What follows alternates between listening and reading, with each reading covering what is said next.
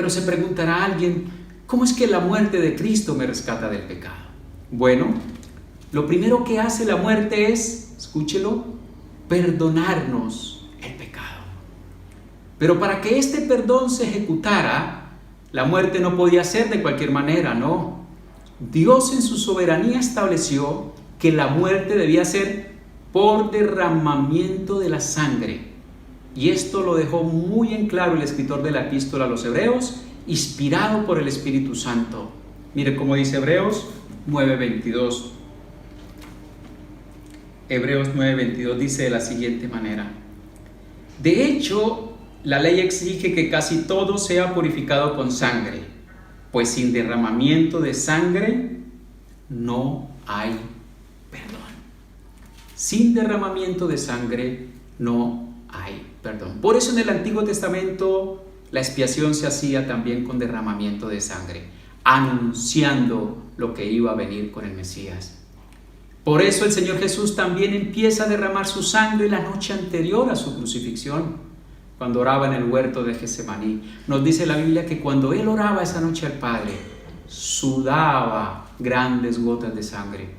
Esto lo conoce la ciencia médica como hematidrosis, con H y así como suena. Hematidrosis. Se ha observado que sucede un caso de hematidrosis entre 8 millones de personas. Las publicaciones científicas citan casos de una mujer joven que sufrió de hematidrosis por el miedo aterrador que le produjo la amenaza de violación, o casos de hematidrosis en reos condenados a muerte minutos antes de su ejecución. La intensidad con la cual el Señor Jesús oraba, su amor por la humanidad y su angustia por la muerte le produjeron seguramente la hematidrosis. Pero luego sigue derramando su sangre con los latigazos que le infligieron los soldados romanos. Estos látigos, nos dicen los historiadores, eran construidos como rejos de 3 puntas y en sus extremos les colocaban pequeños afilados de hueso y de metal, de tal forma que cuando caía sobre la espalda del reo alcanzaban a penetrar no solo la epidermis, sino también la dermis, y al tirar el látigo arrancaban pedazos de piel y carne, haciendo que la sangre fluyera.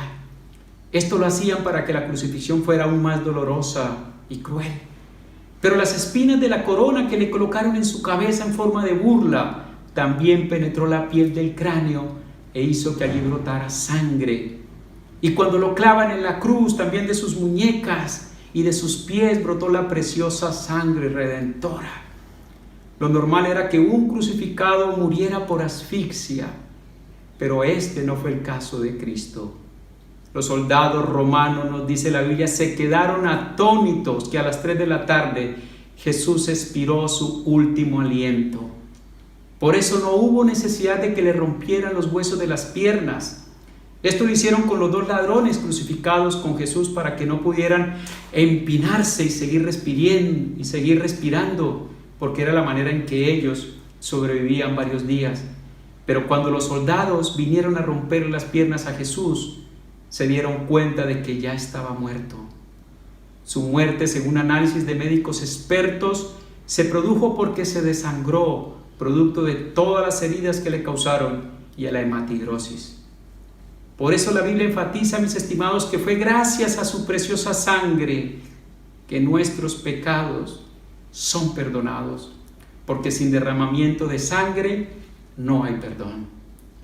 Y lo segundo que hace la muerte para rescatarnos de este mundo malvado no es solo perdonarnos, sino también liberarnos del poder del pecado. De nada serviría que se nos perdonara, pero siguiéramos siendo esclavos del pecado. Como ya lo dijo el pastor en alguna ilustración anterior muy buena, es como si a una cerdita la bañan, la limpian, la decoran, la ponen bonita, la llevan al cuarto, duermen con ella, pero después le abren la puerta. Seguro va a volver al cieno, al barro, al lodo, porque esa es su naturaleza. Lo mismo pasaría con nosotros si no se nos liberta del poder del pecado. Ya sabemos nosotros que el poder del pecado es inmenso.